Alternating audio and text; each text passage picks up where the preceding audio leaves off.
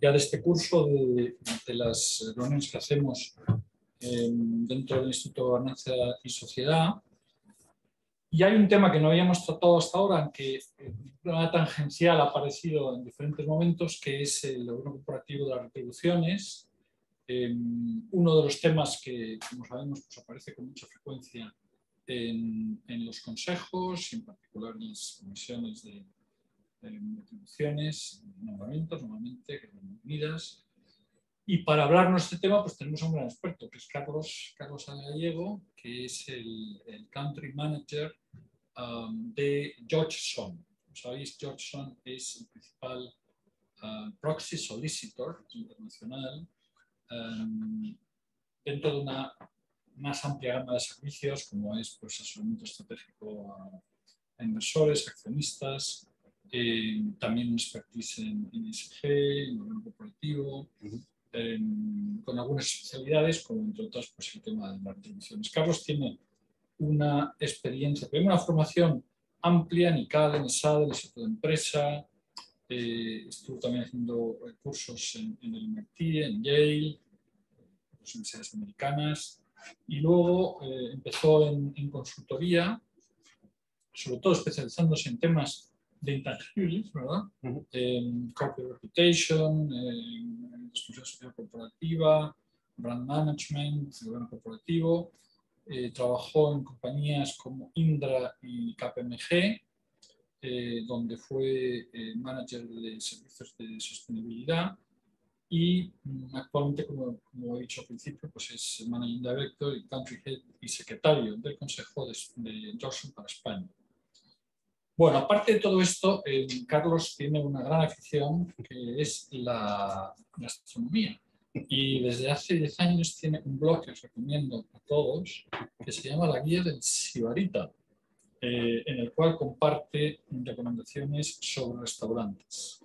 Y además de eso, una revista que ha lanzado en el año 2020, que se llama Sibarita Magazine, que es una revista digital sobre restaurantes, comida y viaje. O sea, no solo gastronomía, sino también otras vertientes del sibaritismo, con lo cual, pues, Carlos, como veis, es una persona muy completa. Te agradecemos que esté aquí esta tarde con nosotros y adelante.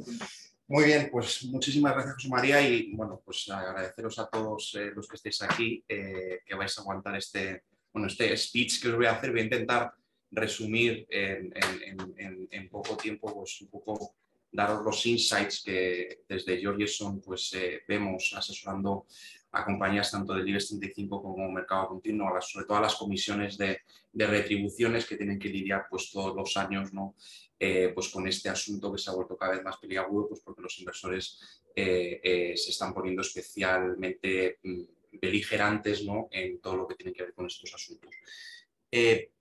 La presentación tiene tres partes. Una primera parte donde os voy a dar un poco el contexto, ¿no? De por qué pues esto se está volviendo tan complejo para las compañías y que hay que gestionarlo de una manera, digamos, estratégica, ¿no? Desde el Consejo de Administración y de las comisiones. Después, algunas tendencias de mercado que nosotros hemos visto, no vamos a tocar todas. Algunas de estas tendencias están en un observatorio que nosotros hacemos desde el año pasado, observatorio de retribuciones, que es donde tenemos un análisis en profundidad de estos asuntos. Ya estamos trabajando en la segunda edición y espero poder venir después del verano a contaros las conclusiones de ese análisis. Y después unas recomendaciones finales, ¿no? Que desde nuestro punto de vista pues las comisiones tienen que tener en este ámbito. Bueno, a mí me gusta mirar Google porque me da una idea de cuando un tema es trending topic o es un tema relevante. Fijaros, si ponemos la palabra Say on Pay en Google, pues nos da cerca de 4.100 millones de entradas, ¿vale? Si lo comparamos, por ejemplo, con la palabra Barack Obama, ¿vale? Que tenemos en Málaga dando una conferencia esta semana, el número de entradas llega a 1.000 millones, ¿no? Con lo cual, os da un poco la idea de bueno, pues este asunto está en los medios de comunicación y es un hot topic, ¿no? Para Google, ¿vale? ¿Cuáles son los drivers que desde nuestro punto de vista están haciendo que los asuntos relativos a retribuciones se hayan convertido en, bueno, pues en un foco por parte del mercado, entendiendo por mercado inversores institucionales y proxy advisors. Vamos a ver todos y cada uno de ellos en detalle, pero son estos 5 que os he puesto aquí. Por un lado, la presión de los inversores, luego lo que denominamos la accountability de los consejeros vinculados a los asuntos retributivos, el escrutinio permanente por parte de la prensa y de la sociedad en general alrededor de los temas retributivos, el aumento de la exigencia en el disclosure de información, es decir, las compañías tienen que desnudarse en retribuciones y os voy a poner un ejemplo de cómo eran los informes de retribuciones hace 10 años y cómo son ahora. Y por supuesto la crisis del COVID, que yo creo que ha hecho que estos asuntos pues, cobren todavía más importancia. Bueno, esta es la cara que se le quedó al presidente de JP Morgan Chase después de que solo el 31% de sus inversores votara a favor de la remuneración del Consejo de Administración en el año 2021. Es la primera vez en la historia que este banco sufre una contestación de este tipo en su junta de accionistas, con lo cual os podéis imaginar el disgusto. Por eso he puesto esa foto, porque es que es la cara que se le quedó después de ver los resultados.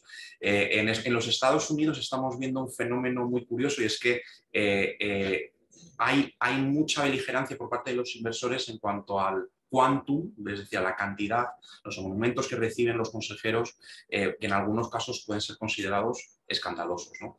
Y aquí tenéis un gráfico en el Standard & Poor's, esta es la evolución del número de compañías que recibieron más de un 50% de voto en contra en materia retributiva, ¿vale? La tendencia, como veis, es ascendente. Todavía no tenemos los datos del año 2022 porque, como sabéis, la temporada de juntas termina este mes, pero estoy seguro que en el año 2021 fueron 16 compañías, seguro que en el 2022 va a haber algunas más. ¿Cuál fue la principal razón por la cual los inversores votaron en contra de del modelo retributivo? Bueno, entre otras muchas cosas es que había un pago extraordinario al presidente del Consejo por 50 millones de euros, una retribución extraordinaria, y esto, como vamos a ver más adelante, esta es una línea roja que los inversores pues no aceptan e inmediatamente votan en contra. Fijaros, otra de las cosas que hemos visto es que los inversores empiezan a estar hartos de reunirse con las compañías, de hacer engagement, las compañías vayan a verles, los inversores le dan feedback, le dicen cómo tiene que ser su modelo retributivo y resulta que cuando llega a la junta se encuentran no lo contrario, pero que no les han hecho ni caso. Entonces hay un inversor que es Legal & General, que es uno de los top 10 que está en todas las compañías cotizadas en el mundo, que ha decidido que no va a volver a hablar con las compañías sobre temas de retribuciones, ¿vale? ¿Y qué es lo que va a hacer? En aquellas compañías donde vea que el modelo retributivo no está alineado con sus políticas de voto, va a empezar a votar en contra de los consejeros que forman parte de la comisión de retribuciones, ¿vale? Esto es lo que se denomina la accountability de los consejeros, es decir, cuando hay una mala praxis, y esto se puede extrapolar no solo a materia de retribuciones, sino cambio climático o estructura de composición del consejo. Por ejemplo, aquellas compañías que no tengan un porcentaje de independencia en el consejo por encima del 50%, pues voy a votar en contra del presidente de la comisión o del miembro de la comisión de renombramientos si está a reelección, ¿vale? Entonces, esto es una tendencia global. Lo veíamos en Estados Unidos hace algunos años y lo estamos viendo en Europa y en España también. El escrutinio por parte de la prensa y la sociedad. Yo creo que esto es mucho más intensivo en UK y en los Estados Unidos que en España. Es verdad que en España vemos de vez en cuando artículos, lo que pasa es que en España no hay sueldos tan escandalosos como los que pueda haber en los Estados Unidos y en Reino Unido. Pero en la izquierda tenéis bueno, pues un estudio que se publica todos los años donde hacen un análisis de cuánto gana el primer ejecutivo respecto al trabajador que menos gana. Entonces, los principales jefes en UK, los CEOs, ganan 133 veces más que el trabajador promedio de una compañía en el Reino Unido, ¿vale? Entonces, este tipo de digamos, de noticias que son muy sexys para los periodistas porque al final generan titulares, pues eso genera también ruido en el mercado. Los inversores tienen sus propios mecanismos para analizar crisis reputacionales en prensa y este tipo de noticias las evalúan. Pero es que ya no estamos hablando solo de periodistas, es que estamos hablando de partidos políticos. En el Reino Unido, el Partido Verde está proponiendo limitar el salario de los consejeros delegados a máximo 10 veces lo que gana el peor trabajador, o sea, el trabajador menos pagado de la organización, ¿vale? Entonces, este tipo de, digamos, de asuntos genera mucho ruido en el mercado y lo que hace es que los temas retributivos, como veíamos al principio, pues están en el ojo del huracán. Fijaros, esta es una comparativa, os he puesto el informe de retribuciones de Barclays. A la izquierda tenéis el informe de retribuciones de Barclays en el año 2002, 12 páginas, en las que, entre otras muchas cosas, se hablaba de que el bonus anual del consejero delegado o del presidente ejecutivo estaba ligado a determinados parámetros económicos y al desempeño individual que tenía el presidente. 20 años más tarde tenemos el mismo informe, 34 páginas, solo de esas 34 páginas, 7 páginas con indicadores individualizados, nivel de cumplimiento, indicadores auditables, o sea, es decir, ha cambiado por completo la manera en cómo las compañías reportan esta información. Y esto viene, es verdad que el sector financiero bancario está hiper mega regulado porque al final el Banco Central Europeo exige a las compañías pues un determinado nivel de disclosure que a lo mejor otras compañías no, pero te da una idea de bueno, pues, cómo las compañías se están desnudando, se tienen que desnudar frente al mercado en estos asuntos, ¿no? La crisis del COVID, entre otras muchas cosas, lo que ha hecho es que ha cambiado el paradigma en esta materia, ¿no? Entonces, ahora mismo hay un debate entre, por un lado, oye, vale, venimos de una crisis importante que exige contención por parte de las compañías, pero es que por otro lado tenemos un problema de atracción de talento. O sea, como el otro día hablaba con una persona que trabaja en una multinacional europea y me decía, mira, es que mis inversores me están votando en contra, estoy subiendo al CEO el salario un 15%, y este CEO se me va a ir si yo no apruebo la retribución. Entonces hay esa dicotomía entre, por un lado, contención, pero por otro lado, ofrecer sueldos competitivos a los primeros ejecutivos de la compañía, ¿no? que te permitan atraerlos y mantenerlos, ¿no? El famoso pay for performance, que esto no es nuevo, pero que se ha agudizado todavía más con la crisis del COVID. Los inversores lo que quieren ver es que las compañías que tengan un buen desempeño retribuyan a sus ejecutivos de una manera adecuada, pero aquellas que no tengan un buen desempeño, pues que no se vean unos incrementos sustanciales en los sueldos, ¿no?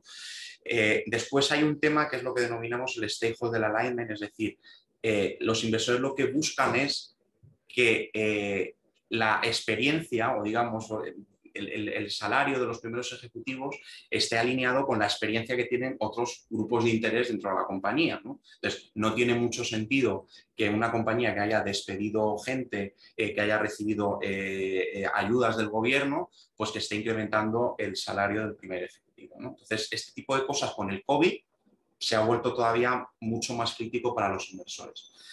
Luego hay un tema, olvidarse de los one-off payments, o sea, este es como un mantra.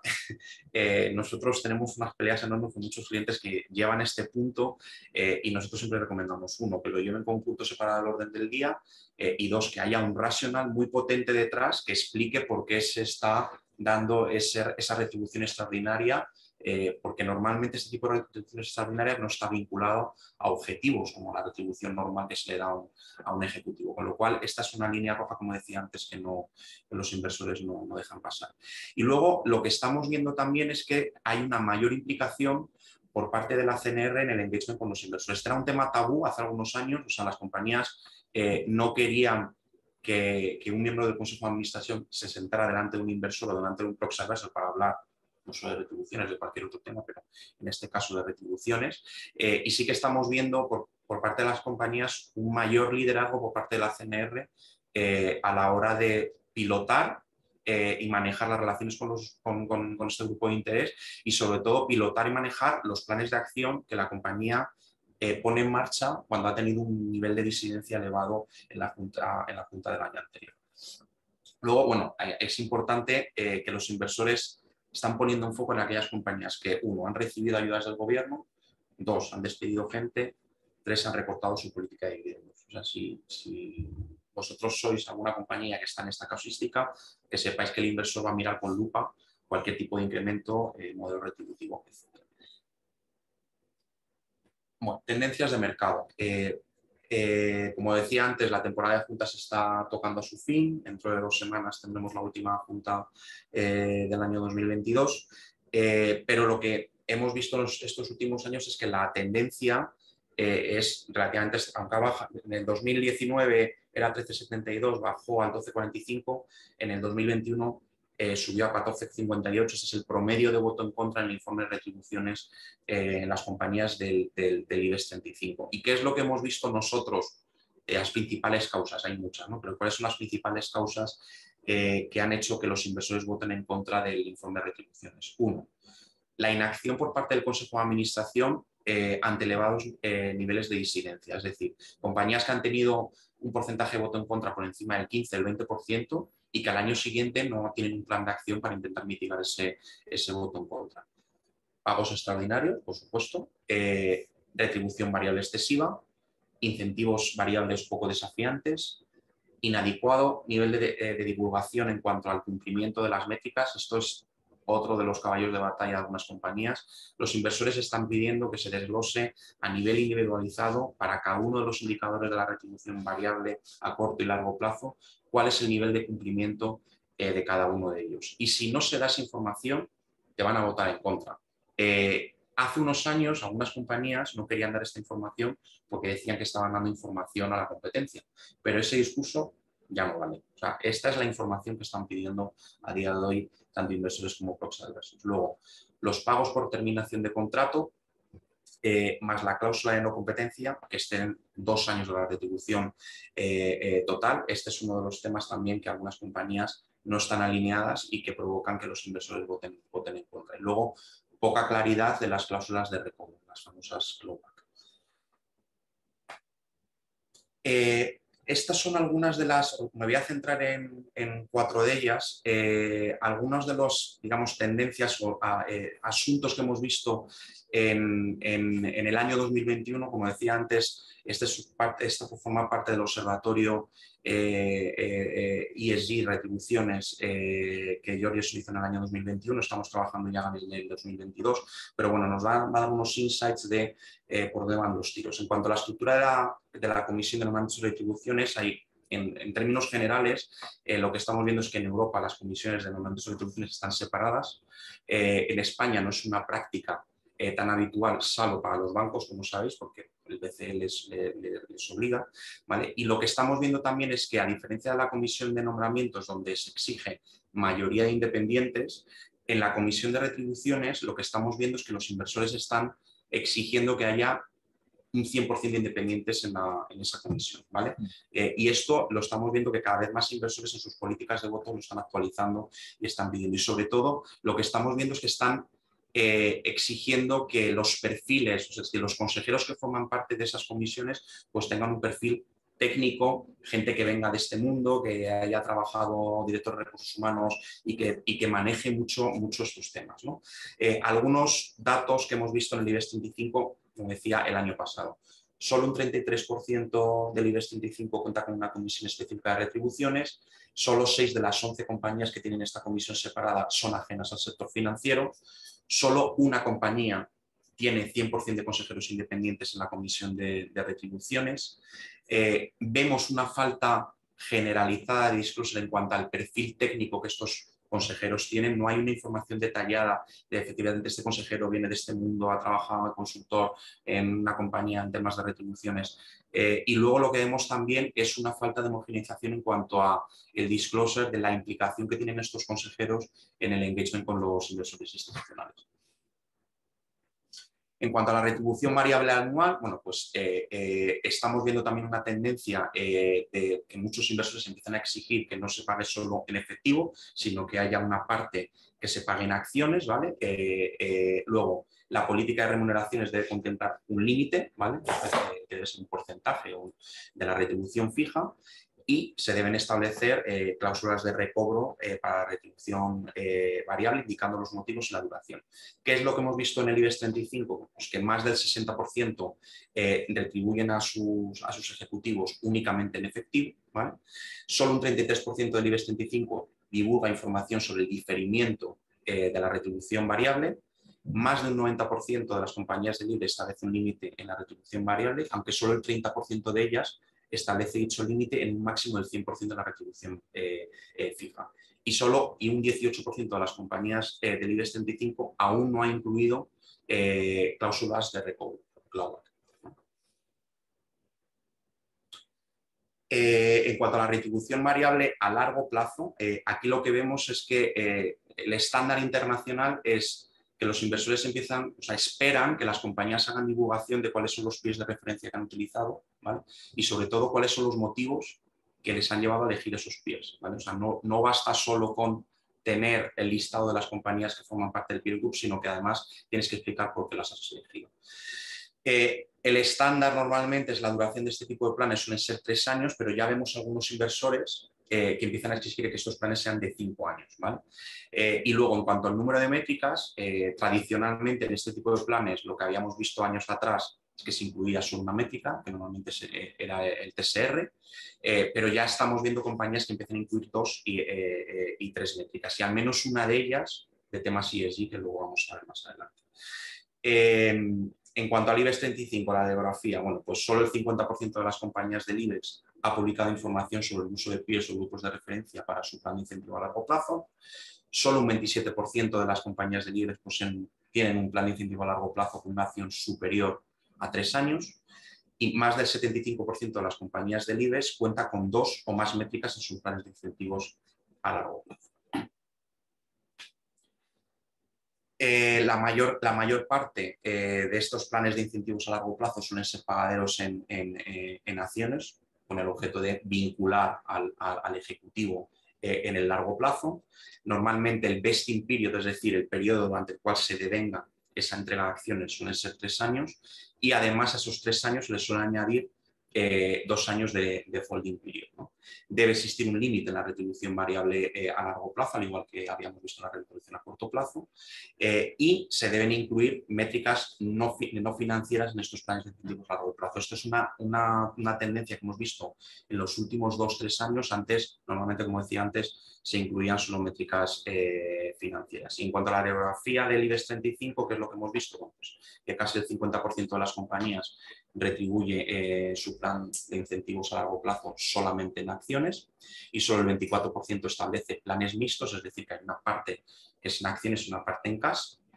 El 88% de las compañías del IBEX cuenta con un vesting period en sus planes de incentivos a largo plazo, si bien este porcentaje se reduce a un 64% cuando se trata de establecimiento del holding period, representaciones. El 72,7% de las compañías del IBEX 35 tienen establecidos límites en estos planes de incentivos a largo plazo, tomando como base de cálculo la retribución fija. Los pagos por terminación de contrato. Este es otro de los caballos de batalla para las compañías, pues porque al final hay algunos inversores que son más restrictivos, pero lo que estamos viendo es que la best practice que se espera por parte del mercado es que ese pago consiste en un equivalente a 2 anualidades de la retribución fija, ¿vale? Y que además en dicha cuantía se debe contemplar cualquier otro tipo de pago, por ejemplo la cláusula de no competencia, ¿vale? A pesar de ello, hay algunos inversores que pueden ser un poquito más laxos y admiten un máximo de 2 anualidades de la retribución total, ¿vale? Entonces, esto digamos que hay algunas compañías que se están adheriendo a este estándar porque están viendo que algunos inversores sí que se lo permiten, ¿vale? Incluyendo, por supuesto, dentro de esos 2 años, cualquier cláusula de no competencia. ¿Qué es lo que hemos visto en el IBEX? Bueno, pues casi el 80% de las compañías contemplan los contratos de sus consejeros ejecutivos un pago por terminación de contrato. La fórmula más habitual que hemos visto pues, es la retribución total, ¿vale? Es decir, retribución fija más variable, ¿vale? 81% de las compañías, si bien cada compañía define la retribución variable de forma distinta, ¿no? En cuanto al importe pagado por la terminación del contrato, pues el equivalente a 2 años de la retribución total es el preferido por las compañías de 52%. 5 compañías cuentan con un pago de terminación de contrato equivalente a 2 años o menos de la retribución fija. Y 3 de ellas incluyen en esa cuantía los pagos por no competencia, por lo que se puede considerar una best practice. En cuanto a la inclusión de métricas ESG, recientemente hemos hecho un estudio, una serie de entrevistas con los 30 inversores institucionales más grandes por volumen de activos gestionados. Estas entrevistas se llevaron a cabo entre enero y marzo de este año y les preguntábamos en esos 30 inversores cómo veían ellos el tema de incluir este tipo de métricas en la compensación de los primeros ejecutivos. Y bueno, la mayoría fue abrumadora porque el 90% de los que entrevistamos nos dijeron que apoyaban, por supuesto, esta iniciativa. Entonces, ¿cuáles son los temas a tener en cuenta por parte de las compañías? Uno, que este tipo de indicadores se deben incluir no solo en el corto plazo, sino también en el largo plazo, ¿vale? Un creciente número de inversores considera que las métricas ESG pues, deben estar alineadas con el plan estratégico de la compañía, ¿vale? Incluso algunos inversores lo que empiezan a criticar es aquellas compañías que incluyen indicadores demasiado genéricos, por ejemplo, pertenencia a índices de sostenibilidad. Este tipo de indicadores a los inversores no les gustan, ¿vale? Las métricas ESG deben ser transparentes, por supuesto, cuantificables y auditables, ¿vale? Y al igual que en el resto de las métricas, pues estas también deben estar sujetas a cláusulas de recuperación. Una serie de recomendaciones finales y ya termino. La primera es, uno, entender tu estructura accionarial. Tienes que entender muy bien, sobre todo el componente internacional, qué tipología de inversores tienes en tu accionariado y entender muy bien o analizar muy bien, estudiarte muy bien cuáles son las políticas de voto y concretamente las políticas de voto en materia retributiva. Luego, un segundo ejercicio que nos parece interesante es ver el nivel de dependencia que tiene tus inversores respecto a las recomendaciones de los proxy advisors. Nos parece que también es un análisis que las compañías tienen que hacer. Muy importante y liderado por la Comisión de Retribuciones, que la compañía tenga un plan de acción para reducir los elevados niveles de disidencia en el caso de que se haya dado pues, un porcentaje de voto en contra por encima del 15 o el 20%, porque al año siguiente los inversores te van a preguntar qué ha hecho la compañía para intentar reducir ese voto en contra. Llevar a cabo, por supuesto, reuniones con inversores y proxy advisors. Nosotros siempre diferenciamos entre las que se llevan fuera de la temporada de juntas, ¿vale? Hasta el mes de febrero, con el objeto un poco pues, de afianzar el vínculo con este grupo de interés, y luego lo que denominamos las reuniones on-season, es decir, una vez que la junta esté convocada, cuando ya tienes el orden del día publicado, que siempre hay algún tema que puedes comentar con el inversor. Luego, olvidarnos de las retribuciones extraordinarias. Esto, aunque me parezca repetitivo y redundante, todavía seguimos viendo compañías que incluyen este tipo de retribuciones en sus informes y automáticamente va a llevar un voto en contra por parte de los inversores. Y luego, lo que decía también antes, el tema de la contención. La contención, pero pensada razonablemente, pues porque al final, por otro lado, tenemos que retener, ¿no? Ese talento que tenemos en la organización y no podemos reducir los salarios de manera abusiva, ¿no? Y esto sería un poco lo que os quería contar y, por supuesto, a vuestra disposición cualquier duda, pregunta que tengáis. Pues muy bien, muchísimas gracias, Carlos. Es muy útil y nos va a dar para un buen debate. Yo te quería empezar haciendo algunas preguntas, ¿no? Bueno, aparte de que nos expliques bien la diferencia proxy advisors, proxy solicitors, sí, y también un poco el range de servicios que nosotros sí, ¿no?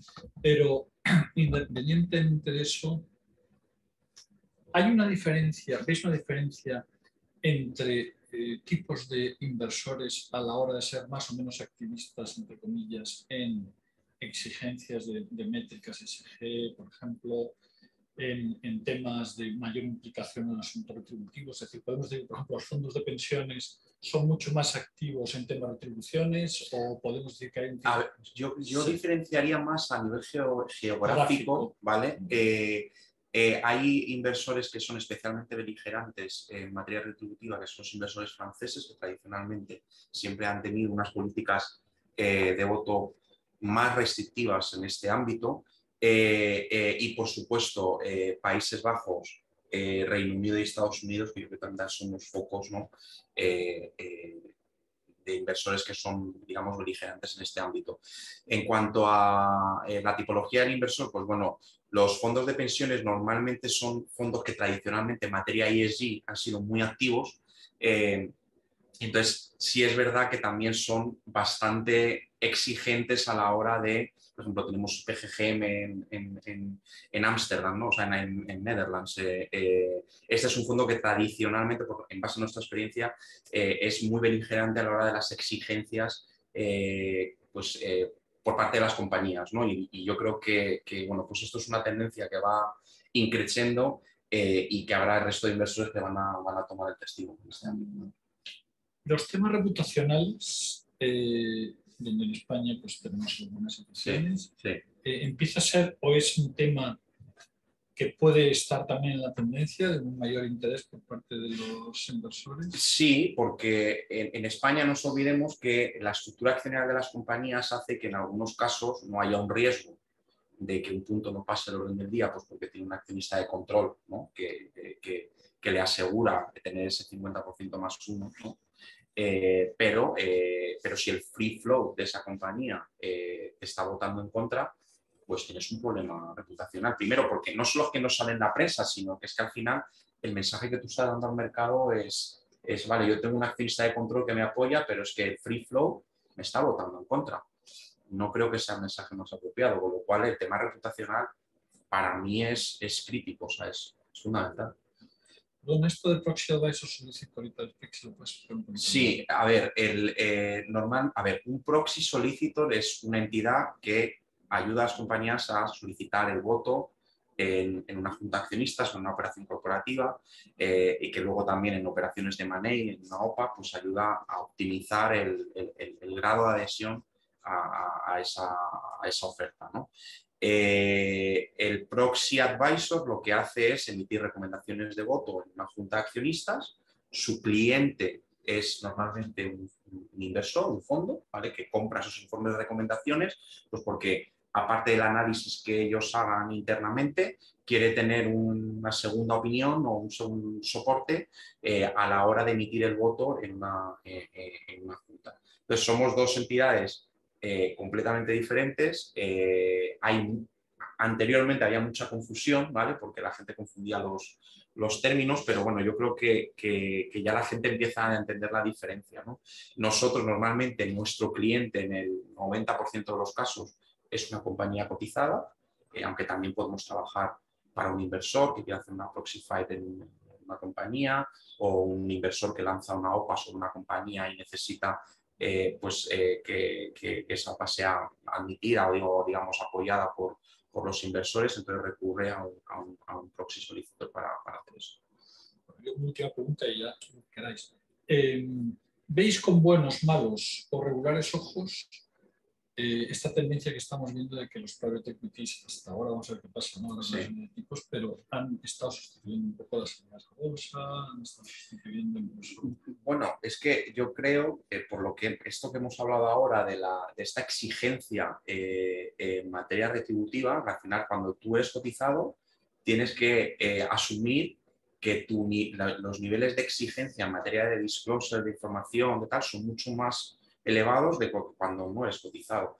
Con lo cual, nosotros sí estamos viendo una tendencia ya no hay tantas salidas a bolsa como antes, o sea, está habiendo más de listing de compañías, o sea, que fondos de private equity que están comprando compañías y las están sacando de bolsa, pues porque al final un fondo de private equity, por ejemplo, en materia de retribuciones, un fondo de private equity, el modelo es mucho más agresivo que en una compañía cotizada. Si tú intentas aplicar un modelo de private equity en materia retributiva en una compañía cotizada, normalmente los inversores te votan en contra porque es mucho más agresivo, ¿no? Entonces, sí, o sea, estamos viendo cada vez más fondos de private equity que están entrando y están intentando deslistar compañías. ¿Y los private equities os llaman a vosotros para que les ayudes, por ejemplo, en una operación? En la OPA sí, claro. Cuando hay un fondo que lanza una OPA sobre una compañía, recurre a en este caso, el proxy solicitor hace una función de Global Information Agent, que es transmitir la información al inversor de la operación. Nosotros no podemos recomendar que se adhiera a la OPA, pero sí podemos transmitir la información, hablar con el inversor, explicarle la operación y con eso intentar que el inversor se adhiera a la oferta. ¿Y vuestro interlocutor habitual en la empresa quién es? Pues mira, tenemos varios. Tenemos, para el tema de junta, normalmente es el secretario de consejo o el director de relaciones con inversores. Luego, para temas de gobierno corporativo, pues tenemos el secretario de consejo, el director de gobierno corporativo, ¿vale? O la comisión, una comisión. En materia retributiva, ya es la presidencia de la comisión de retribuciones quien normalmente nos encarga, nos da el mandato para hacer determinados temas, ¿no? Entonces, y luego tenemos para los temas ESG incluso el director de sostenibilidad.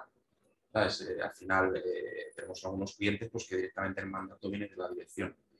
Entonces ha cambiado mucho. Hace 10 años era solo el secretario del consejo, el CFO, y ahora tenemos un poco más diverso. ¿Queréis preguntar? Bueno, en la misma línea, un poquito al hilo de esta última pregunta, bueno, no existe ahora el director estratégico, pero al fin y al cabo llámalo como te dé la gana a la persona desde una perspectiva estratégica. ¿Crees que ha perdido, que como se ha especializado mucho, como se ha disgregado mucho, porque ya, pues eso, para ellos, para, no sé si para muchísimos aspectos de la digitalización, muchos aspectos estratégicos que ya toman carta de naturaleza propia? ¿Crees que, pero al hilo de la pregunta de cuáles son vuestros interlocutores, precisamente por esa razón estáis, digamos, teniendo un abanico más amplio, ¿no? Sí. Esa es una pregunta y así ya tengo la otra. Y la otra es, bueno, las hacen en el aire y tienes toda la razón, ese trade-off que hay entre no fastidiar al talento, o sea, no parece que estamos en un lado del péndulo, que ahora es que es un horror ganar dinero y pasa mañana, ¿no? Entonces, ese trade-off, ¿cómo pensáis que podéis manejarlo? No es nada fácil. No es fácil, ¿no? Por eso, no es nada fácil. Lo pregunto para ti, como es el experto.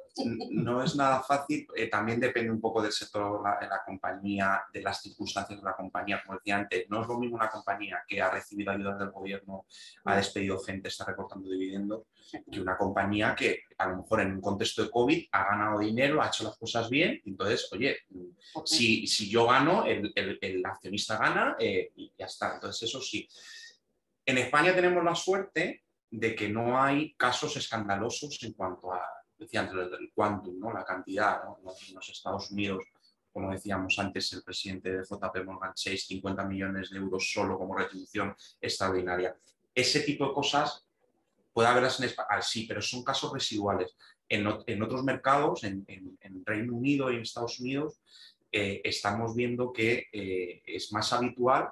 Y eso lo que está generando es que la sociedad en su conjunto está rechazando ese tipo de prácticas y al final eso genera un ruido, ¿no?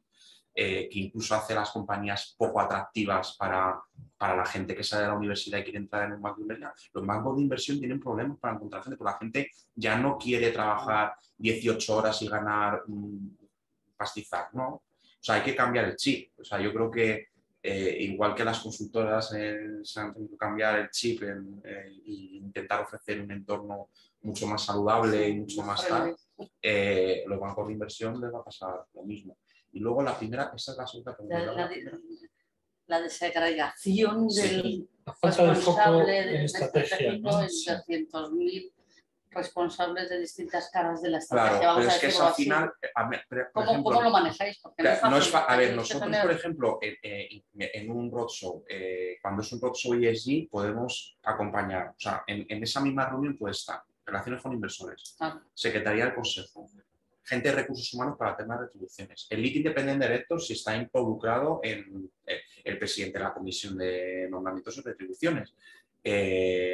Incluso el CFO, o sea, me refiero que hay una diversidad de actores ahora mismo, porque ya los roadshows hemos pasado de, primero, temas financieros, luego governance y ahora ESG. Entonces, tienes que, el director de relaciones con inversores no tiene el conocimiento de todo, o sea, puede saber del negocio de la compañía, pero le pueden hacer una pregunta de sostenibilidad y le pillan en un renuncio. Entonces, llévate al director de sostenibilidad o el de no sé, Health and Safety, porque seguramente el inversor te va a hacer una pregunta que tú sabes contestar. Entonces, llévate al experto. Es nuestra recomendación. Oye, parece como que la lógica de nombramientos y promociones sea muy distinta, en realidad, desde el punto de vista de consejeros independientes. Es lógico que en retribuciones tengas el máximo de consejeros independientes porque tienen que evaluar efectivamente desde fuera. Sin embargo, en nombramientos te viene bien tener consejeros ejecutivos, gente que conozca la empresa por dentro, no ejecutivos, pero dominicales. A ver, pues normalmente un dominical, a ver, yo también entiendo que ejecutivos no van a ser claro, parte y... pero un dominical que representa a un accionista de control o un accionista de referencia en otra compañía puede tener su lógica que esté en esa comisión, ¿no? Porque al final, oye, está poniendo el dinero en la compañía y que querrá saber un poco, bueno, quién se está reclutando y tal, pues tiene más sentido. Pero en materia retributiva sí que hemos visto que los inversores piden cada vez más 100% independientes.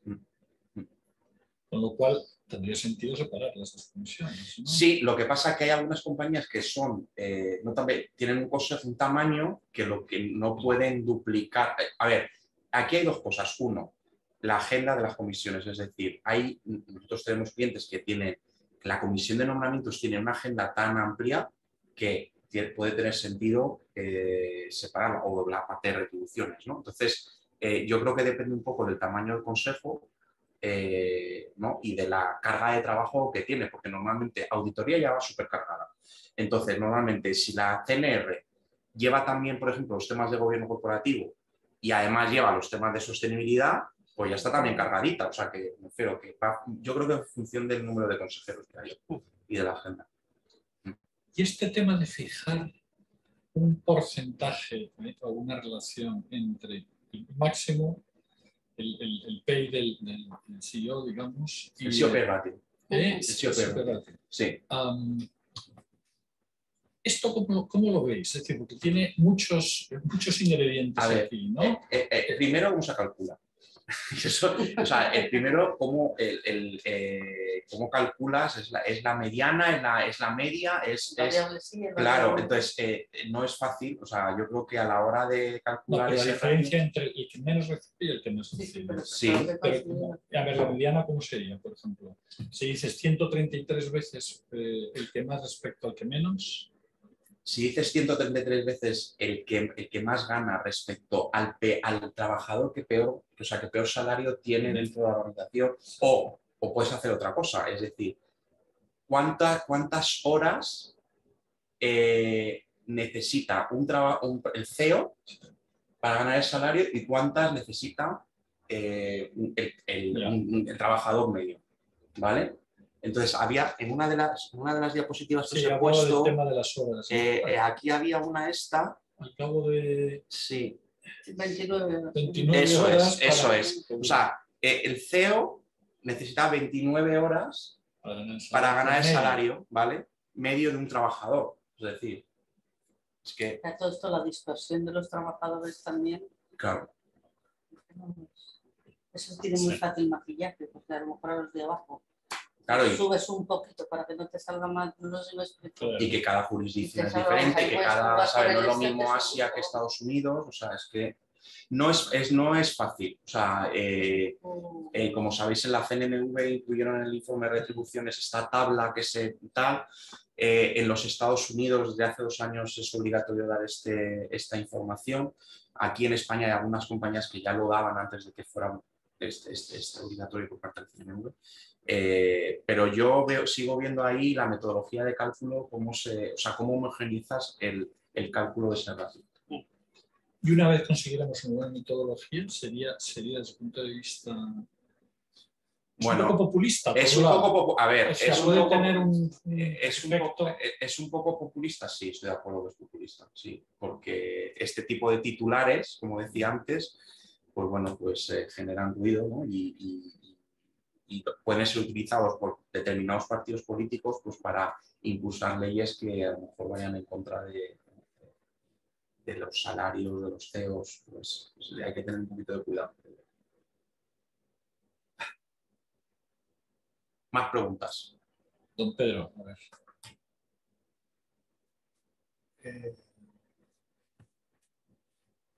A mí me parece que muchas de estas cosas que estamos viendo ahora mismo tienen buena intención, pero creo que ha habido excesos. Estos son los que han dado lugar a las quejas y a los titulares. Entonces creo que ha habido excesos. Que lo ideal sería que los CEOs hubieran autoridad.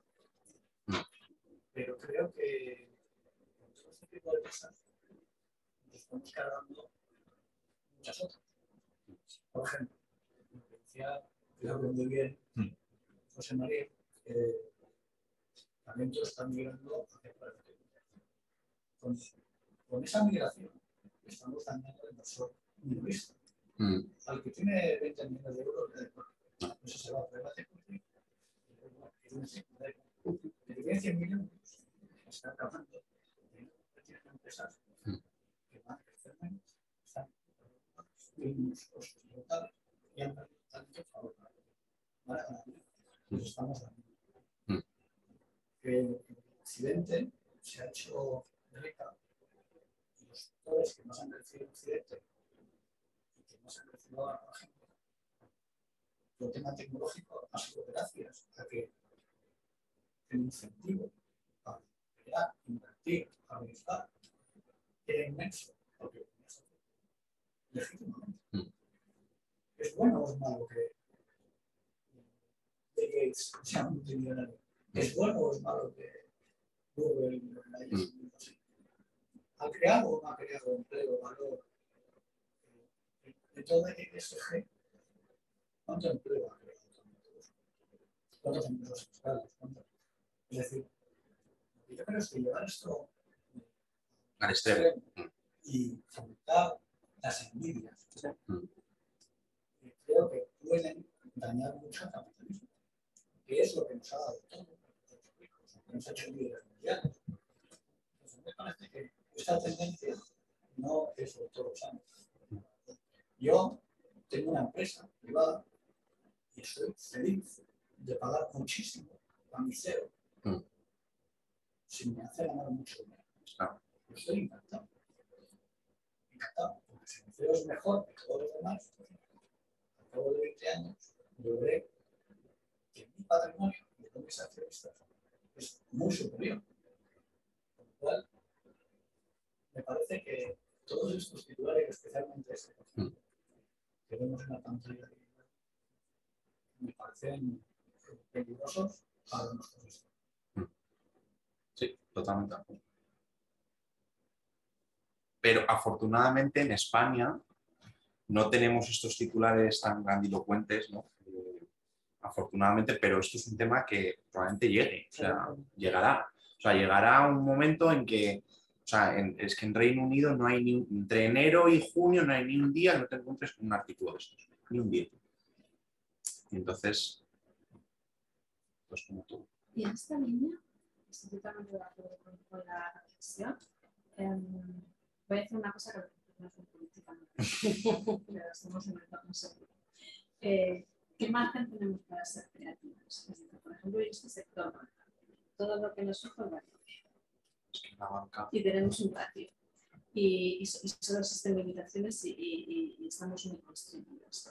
Entonces, ¿cómo lo hacemos o qué brechas podemos encontrar?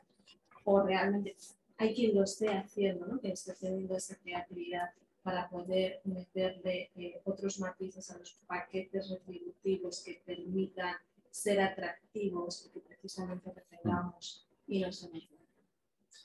A ver, yo lo que estamos viendo en algunas compañías es que lo que se denomina retribución a riesgo, ¿no? Es decir, la variable, es decir, el corto y el largo plazo, están intentando que sea mayor, ¿vale? para decir, oye, mira, si tú haces bien el trabajo, pues en variable te vas a llevar más. O sea, es decir, que la retribución a riesgo pese más que la retribución fija. Yo creo que ese es un mecanismo que funciona porque, oye, te permite ofrecer un salario competitivo, pero solo si se cumplen los criterios que se han fijado para el buen desempeño, ¿no? Más allá de eso, el problema siempre va a estar en el quantum. En cuánto gana tu CEO respecto a lo que gana otros CEOs en tus comparables. Y ese ejercicio es el que hacen los inversores. O sea, oye, es que tu CEO gana el doble que lo que gana un CEO en otros bancos en Europa, por ejemplo. ¿Sabes? Entonces, también es verdad que tu sector es que ya está, o sea, el nivel de regulación, el nivel de exigencia es tan alto que hay poco margen para la creatividad, honestamente, ¿sabes? El resto de los sectores, bueno, pero la banca. O sea, en el resto existe. En el resto existe, yo creo que en el resto, o sea, mira, el otro día hablaba con una persona que estaba en la comisión de retribuciones de una compañía española y me decía que había conseguido, porque era una compañía que había tenido problemas y tal, en retribuciones, y había conseguido bajar el salario del consejero ejecutivo y del presidente y de toda la primera línea directiva. Bueno, y de esa manera han calmado a los inversores, pues, porque los inversores decían que sus empleados o sus directivos ganaban mucho más que lo que ganan sus peers a nivel europeo. No es, o sea, no es fácil estar en una comisión de retribuciones de una compañía cotizada para nada. O sea, yo creo que es un marrón considerable. Yo no sé. No es fácil porque estás tocando el bolsillo de la gente y muchas veces pues tienes que tomar decisiones que no son muy... Oye, el tema de consejeros que hemos tratado en varias ocasiones, o sea, el pago a los consejeros, Sí. donde hay enormes variaciones. Sí. Primero, en países. Sí. Y luego también entre las empresas. Es decir, tenemos por un lado las 3 o 4 grandes del IBEX, ¿no? Luego una cosa como intermedia, y luego, sin embargo, otras que cada vez están pagando menos, los consejeros, ¿no? Con toda la responsabilidad que ha ido subiendo, y llegas a un punto en el cual simple y llanamente es que no vas a tener talento, es imposible. Es imposible. Ocurre un poco también ahora con los consejos asesores, en donde ahí además las empresas aprovechan para bajar todavía más, ¿no? Y bueno, es cierto también que depende del trabajo que se realice, en el caso de los asesores por responsabilidad menor. ¿Qué criterios tenéis respecto al tema de... ¿Hacéis vosotros también este tema? O sea... ¿En qué sentido? No, Decirles... os piden asesoramiento, por ejemplo, respecto a retribuciones de consejeros, a retribuciones de consejos. Sí, o sea, nosotros, uno de los servicios que ofrecemos es decirle a la compañía, o sea, hacer un gap análisis, ¿no? Para intentar identificar pues, cuáles son las fallas en materia retributiva, y una de esas fallas puede ser que el quantum, ¿no? de lo que están ganando los consejeros en esa compañía en concreto respecto a sus comparables, pues no está alineado, ¿no? Pues, entonces, sí, podemos hacer ese análisis. Pero hay muchas variaciones en los países, que es difícil Claro. encontrar un benchmark. Digamos. Bueno, es que normalmente los benchmarks que se hacen son más sectoriales. O sea, yo creo que a las compañías les interesa saber cómo está su nivel salarial respecto a sus comparables en el sector. Puedes meter luego de otras geografías, pero al final yo creo que lo que más pesa es tu sector completo. ¿Tenemos preguntas de...? Sí, aquí una pregunta que se ha repetido por parte de tanto Alfredo como de Rocío Fernández, que son consejero y presidente de las comisiones de auditoría, que van en relación con estas de la preocupación, si existe preocupación o no, de un insuficiente distribución de los consejos independientes.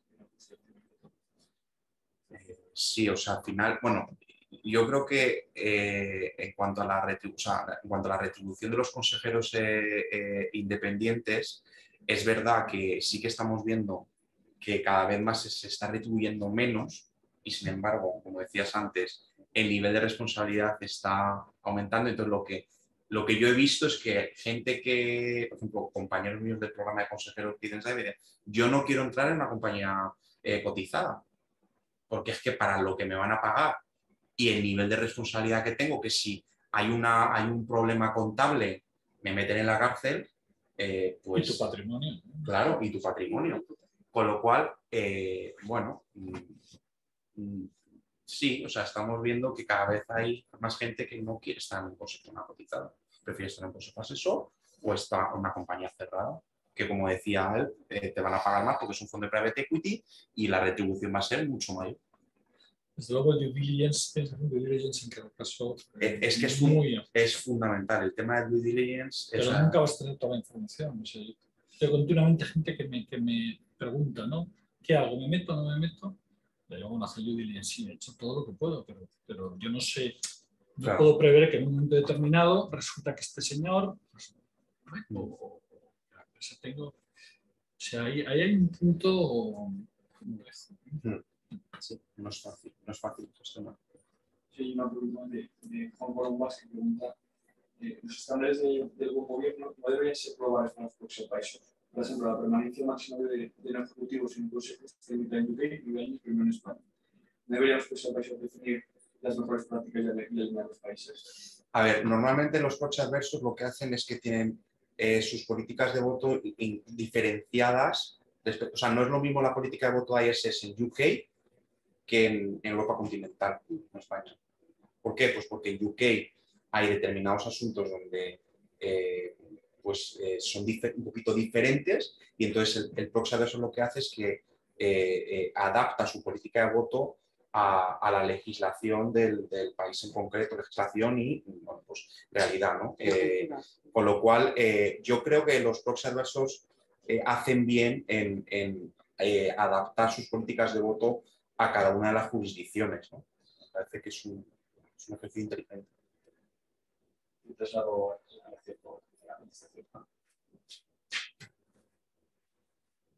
Un tema más. Aparte de la sauna en la que se está convirtiendo esto.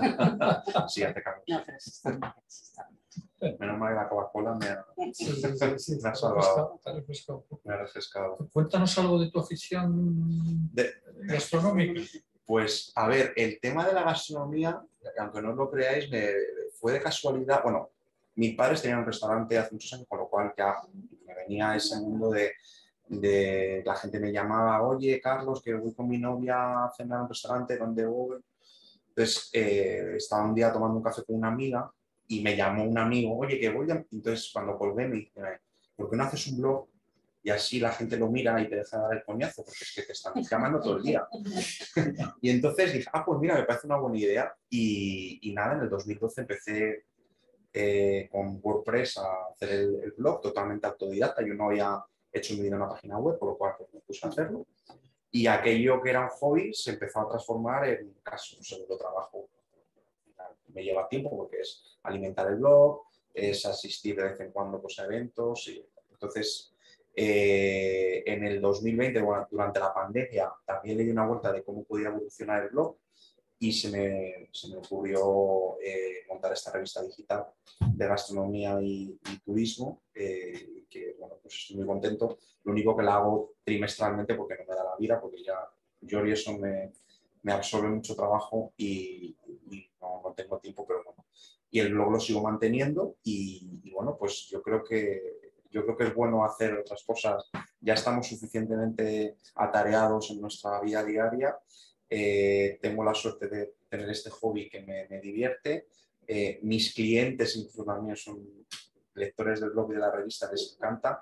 En algunos casos incluso es una herramienta de venta porque nos une el tema de la gastronomía y bueno, pues yo creo que está bien tener este tipo de hobbies.